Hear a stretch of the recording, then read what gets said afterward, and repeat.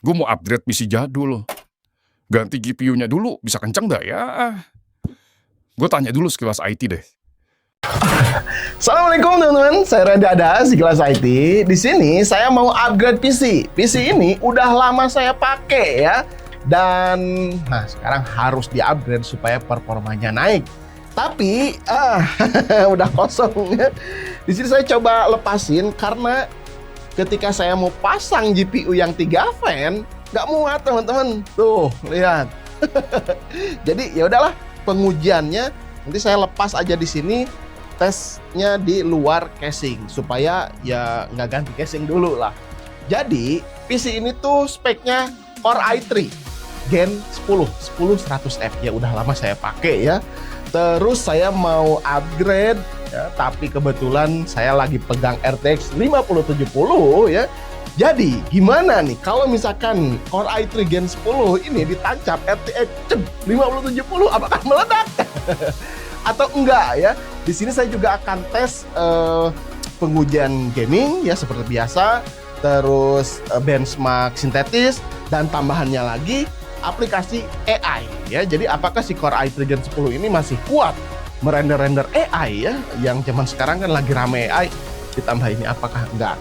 Tapi ya sayangnya si i3 10100F ini kan berjalan di PCIe 3.0 ya. Terus si motherboardnya juga ini tuh H510 dan berjalan interface-nya tuh PCIe 3.0 kali 16 ya. Sedangkan si RTX 5070 ini dia punya interface PCIe 5.0 kali 16 ya. Jadi gimana nih nanti hasilnya gitu ya.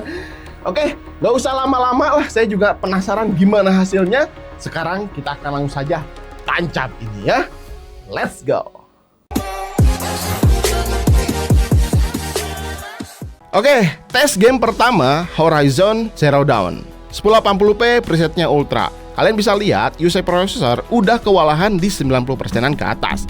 Sedangkan RTX 5070-nya masih anteng-anteng aja di 30, 40, 50%-an lah, ya kadang-kadang naik turun ya. Jadi masih kalem katanya si RTX 5070. Untuk DDR4 RAM-nya masih terpakai 70%-an. Ya cukup lah ya. Kalau urusan FPS di sini memang udah dapat tinggi, 100 FPS-an lebih. Mantap. Lanjut, saya tes resolusi 4K karena GPU-nya kuat ya. Prosesor kalian bisa lihat di sini ya, udah sama terkuras juga ya. Yang membedakan usage RTX 5070-nya lebih tinggi, nyentuh 70%-an karena beban GPU meningkat dan hasil gamenya jauh lebih detail ya karena resolusinya 4K. Kalau FPS mah kayaknya hampir sama-sama aja ya, dapatnya tuh di 90 FPS-an. Yang membedakan hanyalah detail dari si gamenya karena resolusinya 4K, jadi gamenya tuh lebih pipit, lebih detail.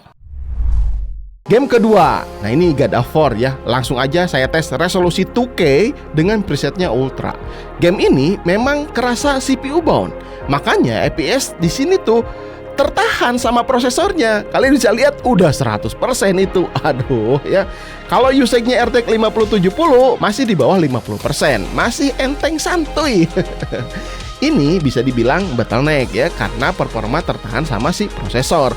Average FPS-nya ya antara 60 sampai 70 FPS-an.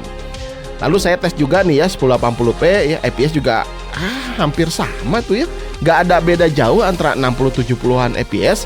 Alasannya kenapa? Karena performa GPU-nya tertahan sama prosesor Core i3 Gen 10-nya.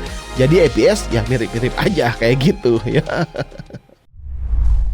Game ketiga, Delta Force. Pengujian pertama resolusinya 1080p dulu nih ya, dengan presetnya ultra. Usai prosesor selalu lebih tinggi daripada GPU RTX 5070. Bisa dilihat tuh kan, berjalan hanya 20-30%-an aja ya untuk GPU-nya, kalem. Kalau CPU udah nyentuh 70-80%. Waduh, ya udah tinggi. Average FPS yang didapat antara 60 sampai 80 FPS-an. Ya naik turun lah tergantung si gameplaynya. Lalu penasaran ya, saya naikin resolusinya ke 4K dengan preset yang sama, Ultra. CPU dan GPU terlihat hampir berjalan berbarengan, 40-70%-an. Naik turun tergantung dari gameplay gamenya. Kalau ada ledakan bom atau tembakan ketika war ya, banyak GPU langsung naik. Karena resolusinya 4K kayak gini, ya beban GPU jadi lebih berat. Jadi kelihatan usage-nya antara CPU dan GPU terlihat seimbang ya untuk usage-nya. Kalau average FPS mah ya sama aja sih, di 60 FPS-an aja ya, hampir mirip kayak di 1080p tadi. Cuman yang beda ini antara detail, ketajaman game, dan ya tentunya lebih enak lah ya kalau misalkan kita main game di resolusi 4K.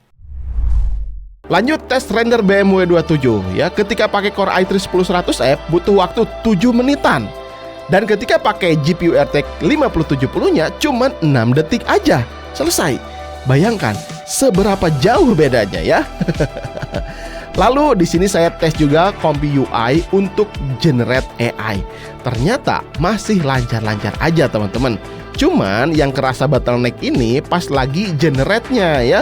Biasanya RTX 5070 ini punya kecepatan nyentuh 6-7 iteras per second. Nah, ketika ditancapkan Core i3 Gen 10 ini, speed dari 5070 ketika generate cuman 4,7 iteras per second. Jadi ya tentunya agak lama aja sih ya ngeproses generate AI-nya. Karena CPU dan RAM yang terus-terusan bekerja saat proses workflow dan antrian tuh sedang berjalan ya. Jadi di akhir mungkin sampling dan rendering baru GPU-nya yang bekerja. Ya jadi tertahan juga nih performa si 5070-nya. Terus ini hasil benchmark sintetis ya, saya tampilkan aja di layar. Untuk Fire Strike dapat poin 22 ribuan, terus Time Spy di 12 ribuan, dan terakhir Pot Royal di 13 ribuan. Memang angka-angka ini tuh cukup besar ya karena terbantu oleh performa RTX 5070-nya.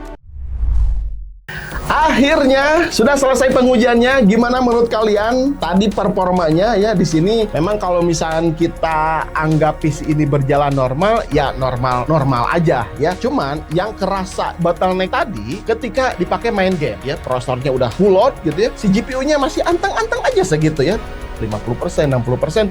Jadi FPS tertahan sama si prosesor ya, performa prosesornya terlalu kecil, jadi FPS-nya ya segitu-gitu aja ya, 1080p segitu, gitu 4K-nya segitu karena tertahan sama si prosesor.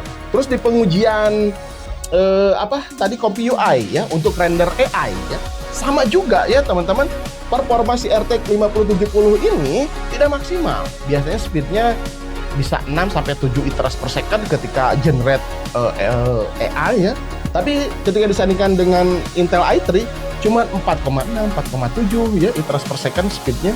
Jadi ya tertahan lah intinya seperti itu. Pasti ada yang nanya juga, Bang itu kan berjalan di PCIe 3.0 kali 16, sedangkan si RTX 5070 kan PCIe 5.0 kali 16. Nggak apa-apa teman-teman. Di sini kalau misalkan kalian mau upgrade terus pasang seperti ini ya, saya juga mau tancapkan di sini setahun 2 tahun gitu, nggak apa-apa, nggak akan meledak ya. Cuman ya performanya aja yang tertahan. Jadi intinya kenapa namanya ini PC rakitan terlarang? Karena ya kalau misalkan kalian mau rakit PC dari awal, ya udah ini dilarang banget ya. Misalkan beli Core i3 Gen 10 terus langsung beli RTX 5070, itu dilarang. Ya saya pribadi ya udah larang, janganlah. Karena apa? Karena performanya tertahan ya, RTX 5070-nya tidak keluar maksimal. Tapi kalau kalian mau upgrade, misalkan kayak saya ini ya, udah punya i3-nya Gen 10-nya, terus mau upgrade ini punya duit nih ya, pengen upgrade PC, ya udah beli GPU aja.